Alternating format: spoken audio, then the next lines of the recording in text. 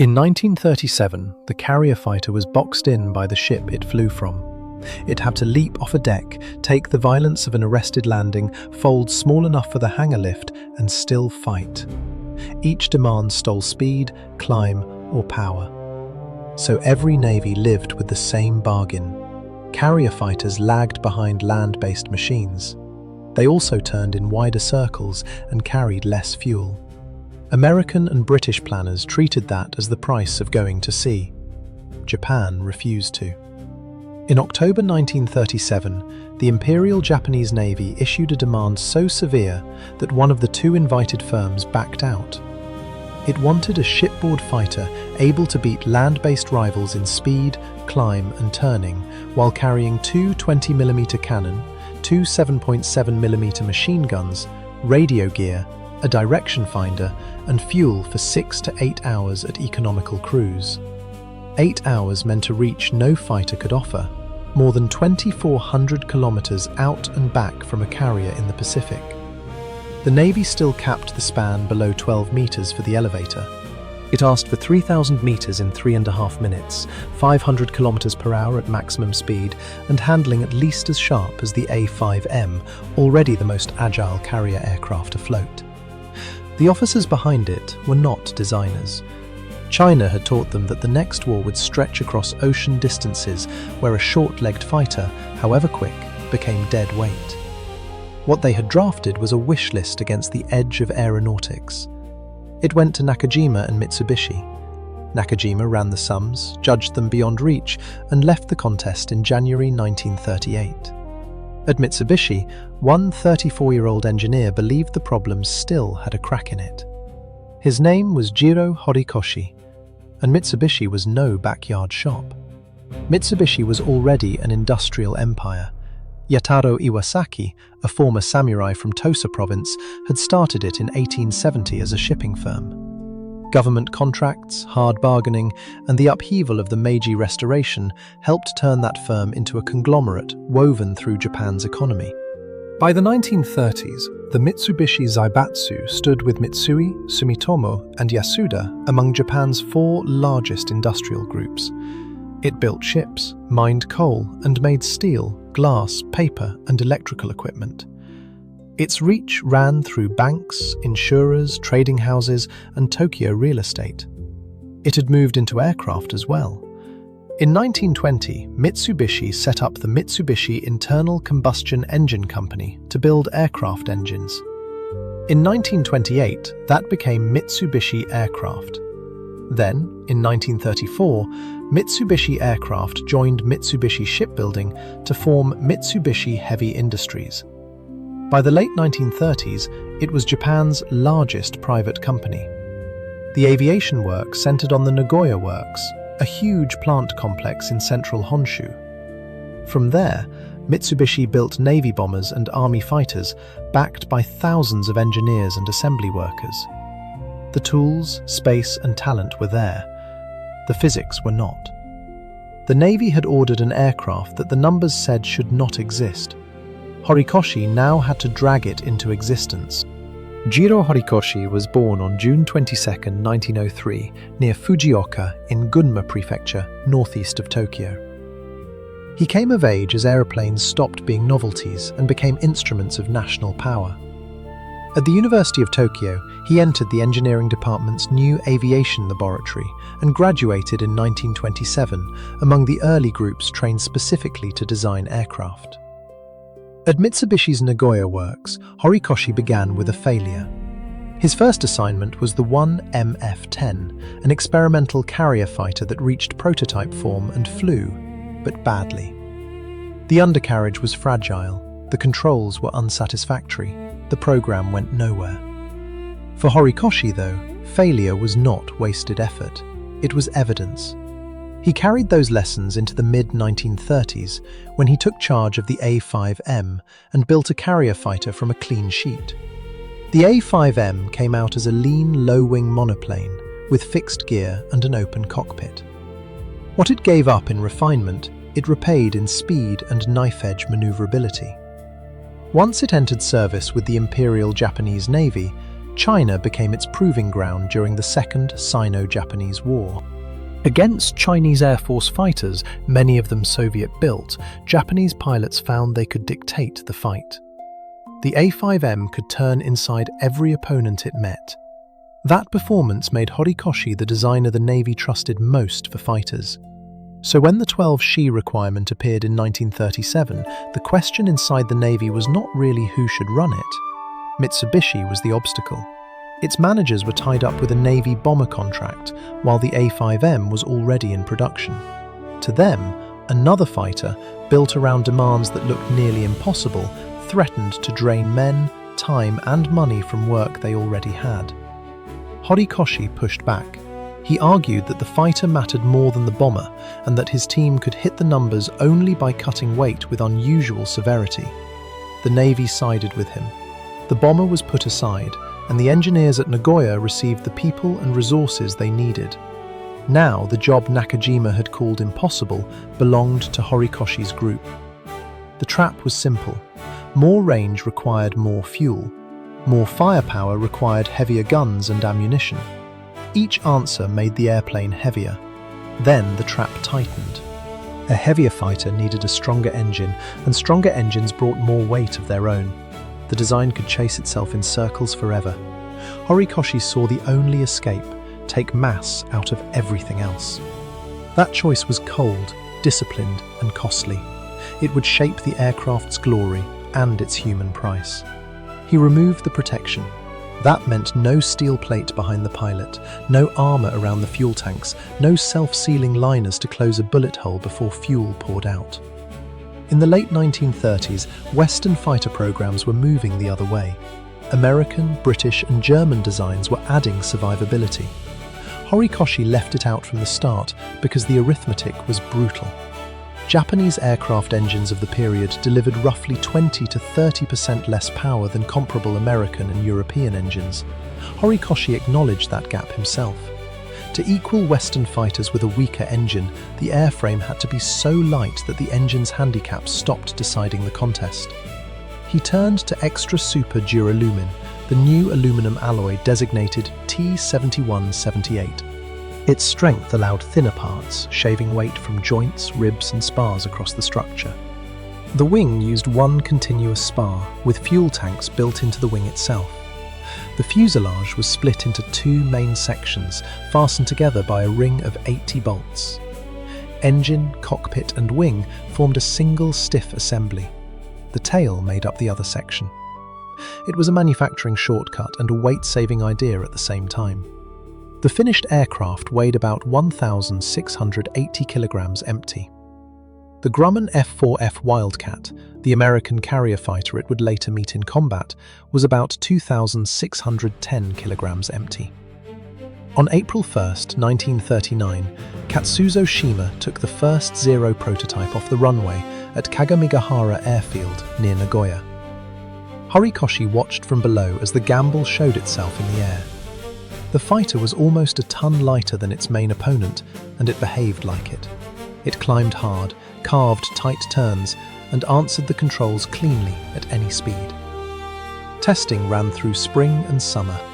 Then came a second prototype, fitted with the stronger Nakajima Sake 12, a 14-cylinder radial rated at 940 horsepower. With the new engine, the figures stopped sounding like carrier fighter numbers. Top speed reached about 533 kilometers per hour at roughly 4,600 meters.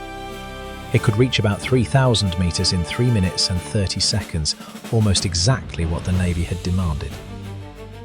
With an external drop tank, range ran beyond 2,500 kilometers. No carrier fighter matched it, and no land-based fighter offered that blend of reach, speed, and agility. In July 1940, the Navy accepted the aircraft into service. Japan counted that year as 2600, and the final 2 digits gave the fighter its formal name: Navy Type 0 Carrier Fighter. Pilots shortened it to Ryzen.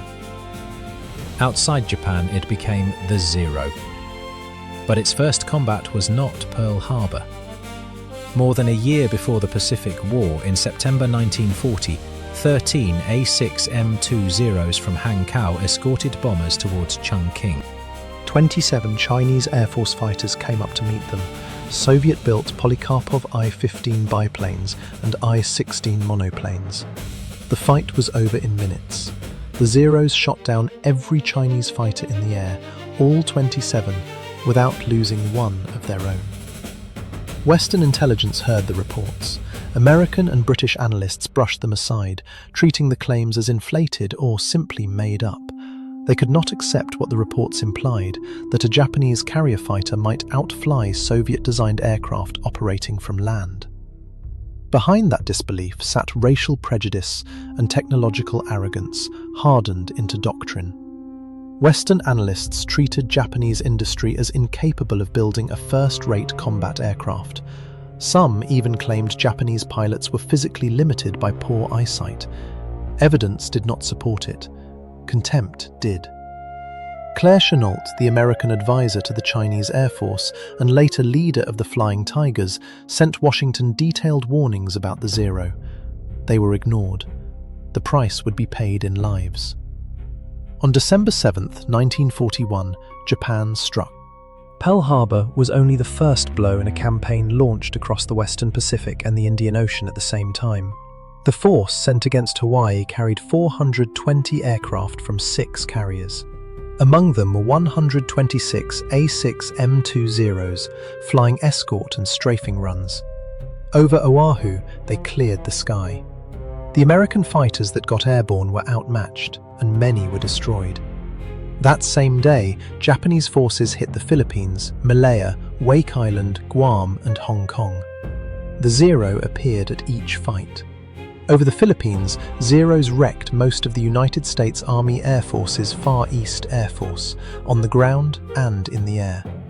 Across Malaya and the Dutch East Indies, Allied pilots kept meeting the same answer. Brewster Buffaloes, Curtiss P-40 Warhawks, Curtiss Hawk 75s, and Hawker Hurricanes. In the Dutch East Indies campaign alone, Zeros were credited with roughly 550 Allied aircraft destroyed. Burma brought the same pattern. Then, over Ceylon in April 1942, 36 Zeros fought 60 British aircraft and destroyed 27, while losing 1 fighter. Across the first 6 months of the Pacific War, historians put the Zero's kill ratio at about 12-1. For every Zero lost, roughly 12 Allied aircraft went down. From the Central Pacific to the Indian Ocean, Allied pilots kept running into the same nightmare. The Zero was playing by different rules. It climbed harder and turned inside its opponents. It also stayed airborne far longer. In a classic dogfight, Allied fighters had no clean answer. Japan's best-trained pilots wrung everything from it. Saburo Sakai, later Japan's leading surviving ace of the Pacific War with 64 credited aerial victories, flew the Zero through the campaign. Sakai later described the fighter as if it answered before thought, almost part of the pilot himself. The light controls, wide greenhouse canopy, and crisp low-speed roll made it brutally hard to follow once the fight began to circle. The officers who had brushed aside reports from China were now seeing the same lessons written over their own burning airfields. Yet Horikoshi's beautiful arithmetic carried another column. For every gram Horikoshi stripped away, the pilot lost a gram of survival. The Zero's genius in a turning fight came from the same choices that made it deadly fragile under fire. A burst that might cripple an American Wildcat and still leave it limping home could punch into a Zero's bare fuel system and kill at once. There was no armor behind the seat. One rifle-caliber round from behind could enter the cockpit, kill the pilot, and leave much of the airframe untouched. The missing piece was the protection American and British engineers treated as basic: self-sealing fuel tanks. The Zero had none. If a bullet pierced a tank, the hole stayed open. Fuel leaked, caught fire, and the aircraft burned. American pilots who survived those first months learned to aim for that weakness. On paper, the Zero outperformed its enemies almost everywhere. In the air, it had one fatal deficit: it could not take punishment. Horikoshi had built a sword without a shield. That was the bargain. performance bought with exposure. In the early months, while the Zero held the initiative, it usually came from above and forced opponents to fight on its terms. Then the trade made sense. A fighter that avoids the hit can live without armor. But wars do not freeze at the attacker's best moment. Once the Zero was forced onto the defensive and bullets began finding the airframe, the equation flipped. Saved weight became disaster weight. The reversal came in stages, and the first was tactical. Before newer American fighters reached the Pacific, pilots had to beat the Zero with what they already flew. The rule was blunt: do not turn with it. Stay out of slow circles, keep altitude and speed, dive, fire, then pull away before the Zero can answer.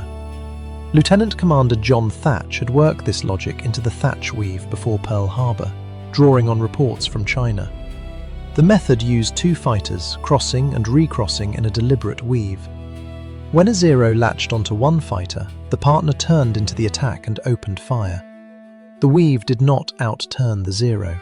It made the Zero's turn irrelevant.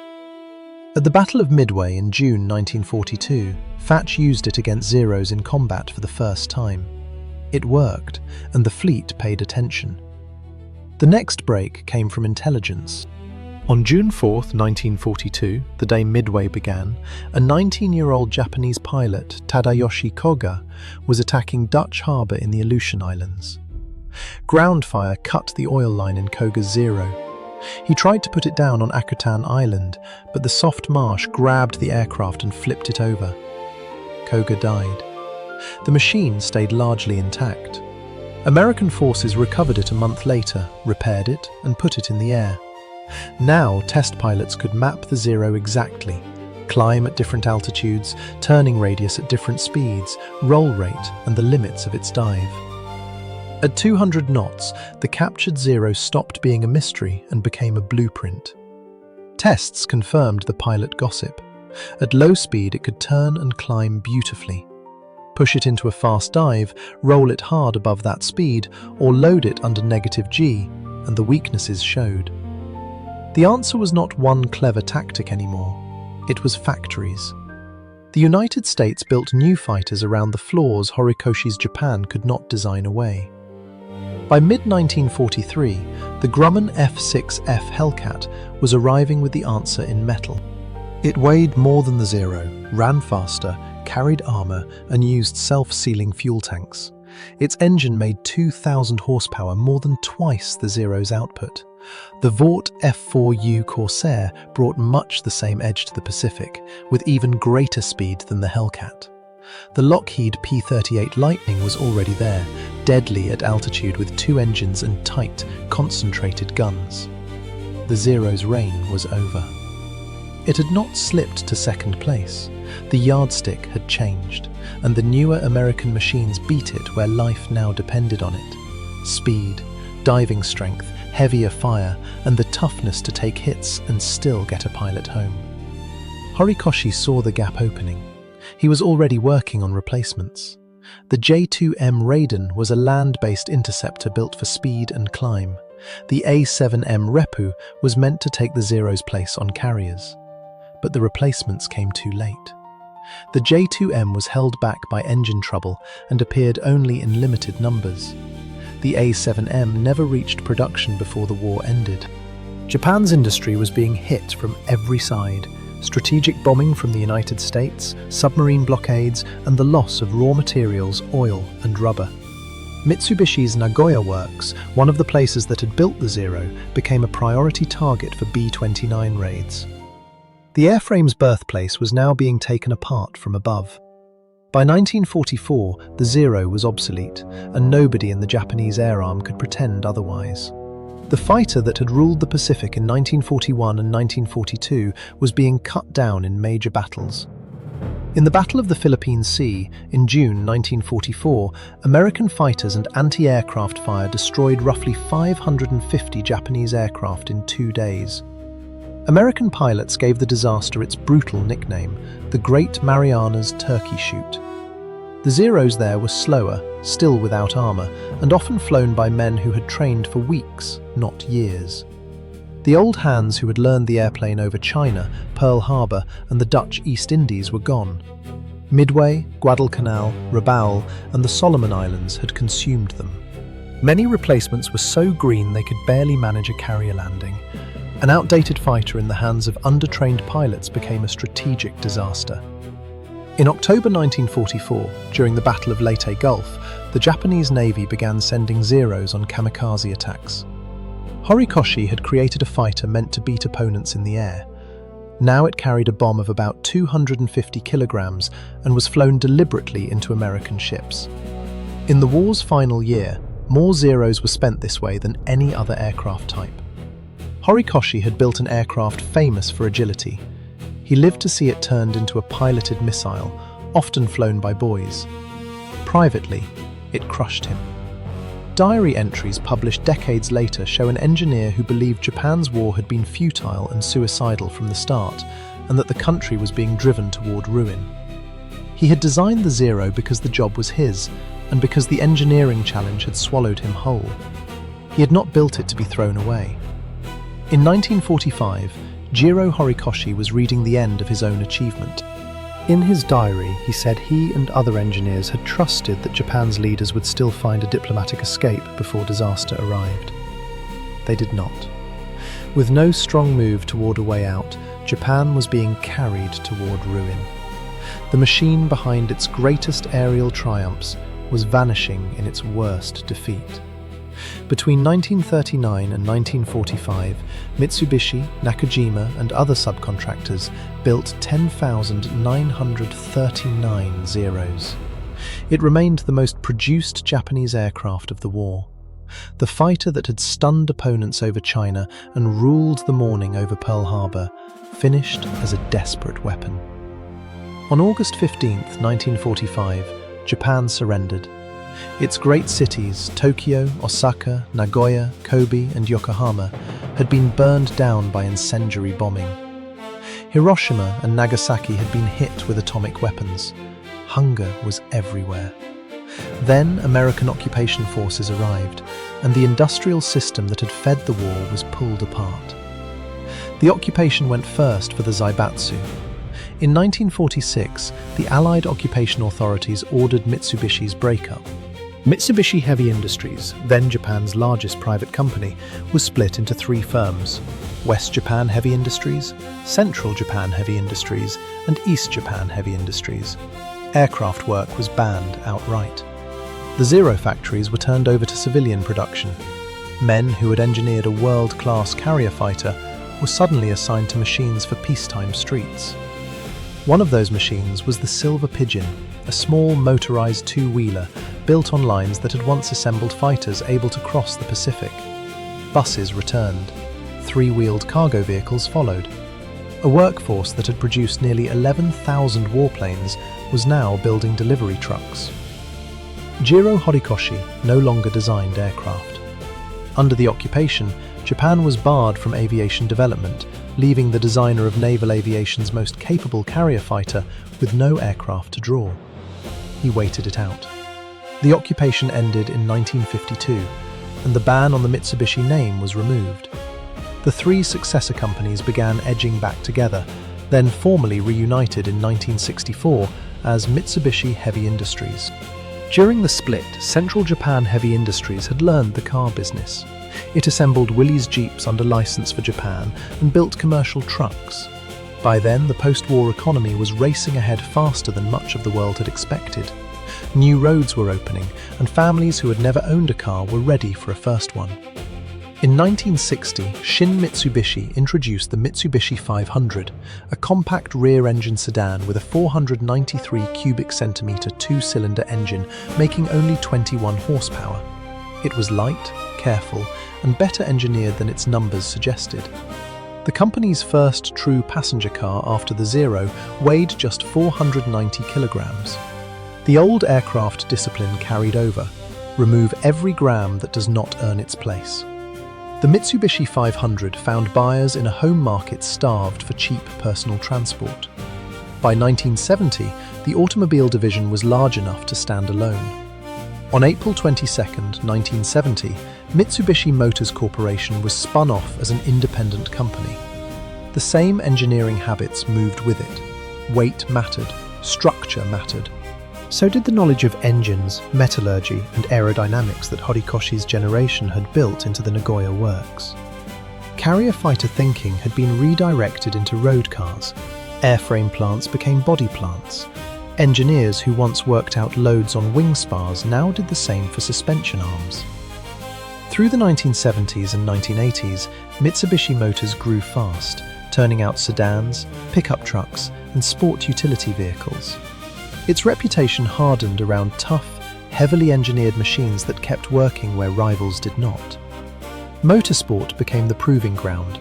The Pajero made Mitsubishi a force in the Dakar Rally. The Zero's bloodline did not end in a hangar. It resurfaced in the Lancer Evolution, one of rallying's great winners. Mitsubishi had once built a fighter that could leave a carrier, fight, and come back after roughly 2,600 kilometers. Decades later, that same hard-edged engineering culture was selling machines built for deserts, mountains, and abuse. By the early 2000s, Mitsubishi Motors reached more than 160 countries. By then, the maker of the Zero had become Japan's fourth largest automaker. Horikoshi lived long enough to watch the transformation. Once the occupation ended, he worked on the YS-11, a turboprop airliner created by a Japanese government consortium. It was Japan's first home-designed commercial aircraft after the war. More than 180 were built, and airlines in Asia and South America put them into service. The message was clear. Japanese aviation engineering had been stalled, not erased. When that program wound down, Horikoshi stepped away from Mitsubishi. He turned to classrooms and pages instead, lecturing at universities across Japan and writing about the aircraft that had defined his life. In 1970, he published a careful memoir tracing the Zero from its first requirement to its final production form. In 1981, the English edition appeared as Eagles of Mitsubishi, the story of the Zero fighter. What came through was not triumphalism. It was an engineer absorbed by design and troubled by what design had served. Horikoshi had chased an almost impossible goal, the ideal airplane. He reached it and then watched that airplane serve a war he believed would ruin Japan. In the autumn of 1973, the government awarded him the Order of the Rising Sun, 3rd class, for his aviation work. On January 11, 1982, Jiro Horikoshi died of pneumonia in a Tokyo hospital. He was 78. Obituaries ran in major papers around the world, including the Washington Post and the New York Times. He left 5 children, and none followed him into engineering. Decades later, in 2013, Hayao Miyazaki brought a version of Horikoshi to the screen in The Wind Rises. The film was fictionalized, only loosely tied to his life, but it understood the pressure at the center of it. A man enchanted by flight and shadowed by the wreckage his aircraft made possible. That tension never really left him. He loved airplanes. He hated the war they served. The Three Diamonds now sit far beyond aircraft history. The Mitsubishi Group covers hundreds of companies across major industries. Mitsubishi Heavy Industries builds gas turbines, launch vehicles, naval destroyers, and air defense systems. Mitsubishi Motors sells cars on 6 continents. Mitsubishi Electric makes industrial robots and satellite systems. Mitsubishi Corporation ranks among the world's largest general trading companies. The same mark can be found on nuclear power plants and air conditioners, on cargo ships and sedan dashboards, on space launch vehicles and lithium-ion batteries. Mitsubishi Heavy Industries alone employs more than 77,000 people and brings in over 4.6 trillion yen a year. Its rockets carry Japanese satellites into orbit. Its gas turbines help power cities across Asia. Its naval vessels patrol waters Japan once tried to dominate. From Horikoshi's drafting room to today's aerospace division, the line runs straight, without a break. Taken together, The Mitsubishi Group's revenue reaches into the hundreds of billions of dollars. The wider workforce is over 1 million. What began in 1870 as Yataro Iwasaki's shipping venture, fed by government contracts, endured almost every shock modern Japan could throw at a company. Imperial expansion, total war, atomic destruction, occupation, forced corporate breakup, and economic rebirth. It survived. The Zero, for all its fame, was not the Second World War's finest fighter. By 1943, it was no longer the best in the Pacific. Its philosophy made it lethal with the initiative and dangerously exposed once that initiative was gone. Horikoshi's bargain was simple. Every scrap of weight saved made the Zero more brilliant and later more lethal to its pilots.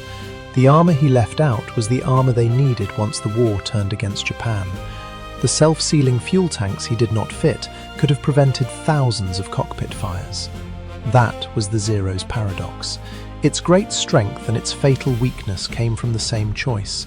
It was built for a short war by a country that could not endure a long one. The war dragged on, and the design could not adapt fast enough. Yet the engineering was not crude. It was exceptional. A carrier fighter with medium bomber range, racing plane agility, and an engine 20 to 30% weaker than the engines its enemies flew. On paper, that fighter should have stayed impossible. Nakajima, among Japan's strongest aircraft makers, judged the specification beyond reach. Horikoshi got there anyway. He treated the aircraft like a weight trial, pressing the same question into each component, each rivet, each structural member: what can go? Little by little, the answer pulled the machine below the limit its opponents thought achievable. The result was a fighter that dominated the Pacific. Then the war devoured the world it had been built for, and the same exacting discipline built something else entirely. The factories remained, and so did the engineers. What mattered most was that the working culture remained with them. The machines would change, but the habit behind them did not. The same instinct for disciplined engineering outlived the fighter that had made it famous.